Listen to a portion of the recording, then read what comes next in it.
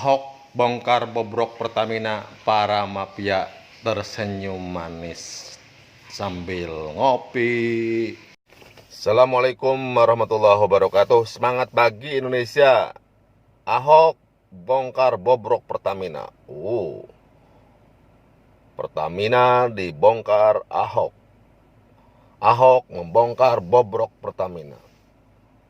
Tugas Anda yang saya tahu diperintahkan oleh Menteri Erick Thohir untuk membereskan kebobrokan itu. Ya kan? Ayo Pak Ahok, setelah Anda bongkar, Anda bereskan. Ayo Pak Ahok, bereskan itu. Karena itu adalah tugas komut. Oke, mari kita lihat berita selengkapnya.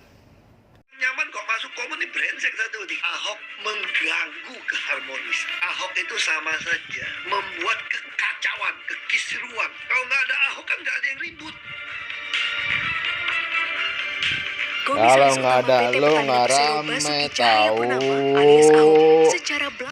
Iya tuh Pak, nggak ada Bapak Pertamina baik-baik aja, keuntungan ada, perjalanan lancar.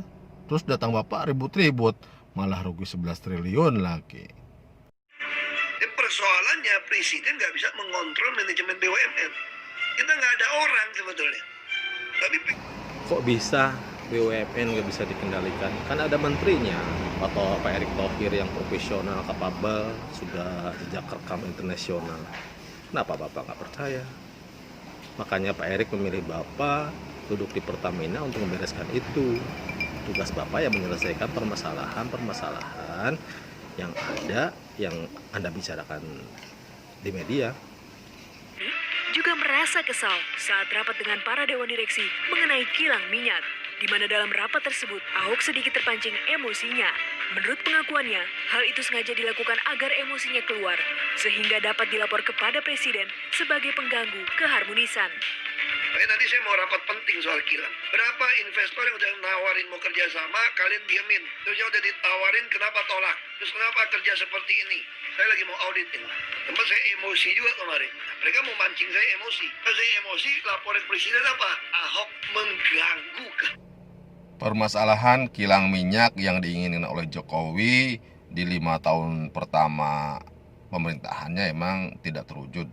Makanya Pak Jokowi mencari menteri BUMN yang kapabel dan kemudian mencari siapa yang bisa membantu dia untuk membereskan masalah pembangunan kilang minyak baru. Makanya Bapak dipilih oleh Pak Erick Thohir untuk membereskan itu. Itu tugas Bapak. Jangan mengeluh, bereskan, kendalikan, laksanakan. Itu yang benar. Terkait dengan jabatan di BUMN, Ahok berpendapat jika beberapa direksi Pertamina ada yang bermain aman dengan melobi menteri, bahkan ia menyebut jika para komisaris di BUMN sebagian adalah titipan dari para kementerian.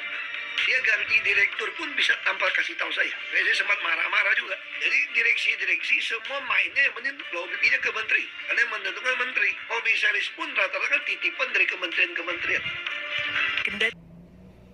Direksi-direksi itu kan di bawah Anda. Hal-hal yang teknis kan setiap bulan dimitingkan, dirapatkan. Bereskan situ dong Pak Ahok. Jangan diungkap di publik.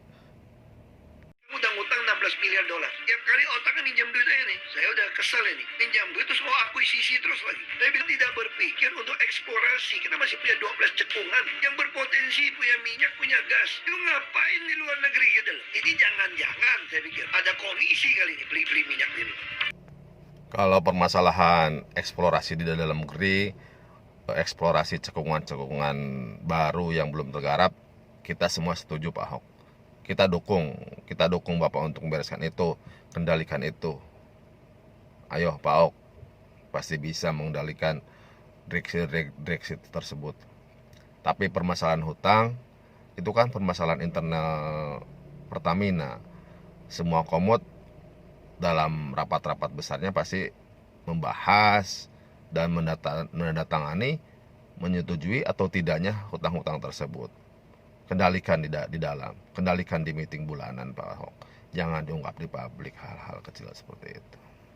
Copot misalnya dari jabatan direktur utama anak perusahaan, misalnya gaji 100 juta lebih, masa dicopot gaji masih sama, alasannya dia sudah orang lama. Ya harusnya kan gaji mengikuti jabatan Anda, tapi mereka bikin gaji pokoknya gede-gede semua. Jadi bayangin orang kerja sekian tahun bisa gaji pokok 75 juta, dicopot nggak ada kerjaan pun dibayar segitu, dikasih jabatan, gila aja nih. Terus alasan bisa dituntut. Nah itu yang kita lagi.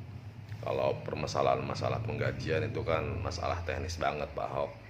Itu bisa dipanggil direksi keuangannya, direksi sumber daya manusianya, selesaikan, perintahkan, tekan. Itulah beberapa cuplikan pernyataan Ahok yang sempat menggemparkan publik. Lalu gimana tanggapan Menteri BUMN? Yuk kita tanyakan kepada staf khususnya yang akan membahas dan mengupas sikap publis Ahok yang bikin geger itu. Anggap itu sebenarnya persoalan internal mereka gitu ya. Apalagi Pak Ahok kan komod di sana. Jadi persoalan internal mereka. Jadi diselesaikan aja. Jadi kalau masalah hutang gitu kan Pak Ahok komod ya. Jadi dia punya hak dan dia tahu kok setiap hutang itu atas persetujuan beliau juga bersama komisaris lainnya. Walaupun kolektif ya, bukan perorangan. Tapi jadi artinya apa yang ada di sana ya itu persoalan internal mereka gitu. Silakan selesaikan. Kami support komisaris, kami support direksi untuk memperbaiki Pertamina. Sejak awal kami kan udah pantau juga melihat semua. Pak Erick itu memang banyak banget mengkritisi Pertamina gitu. Makanya kita dorong nih Pertamina untuk semakin baik. Makanya kita bilang selesaikan di dalam. Bereskan di dalam. Ada masalah, ada mafia, bereskan di dalam. Ada urusan proyek-proyek belum selesai, selesaikan. Mana yang tertunda mangkrak-mangkrak, selesaikan. Itu tugas Pak Ahok sebagai komisaris utama. Tuh kan, benar apa yang dikatakan oleh staf Menteri Khusus BUMN bahwa itu adalah tugas Anda untuk membereskan permasalahan tersebut seperti yang Pak Ahok sendiri ungkap di publish. Itu adalah tugas Anda. Anda dipilih oleh Menteri Erick Thohir untuk membereskan hal-hal tersebut. Karena Erick Thohir dan Pak Jokowi sudah tahu bahwa BUMN terutama Pertamina ada kebobrokan, ada mafia migas yang belum bisa dikendalikan selama 5 tahun terakhir. Makanya Pak Jokowi, Pak Erick Thohir memilih Anda sebagai Iron Man untuk membereskan hal tersebut di atas. Kalau Bapak mengeluh, membuka bobrokan itu setelah Anda tahu bobroknya, harusnya bukan dipublish, Anda selesaikan satu persatu.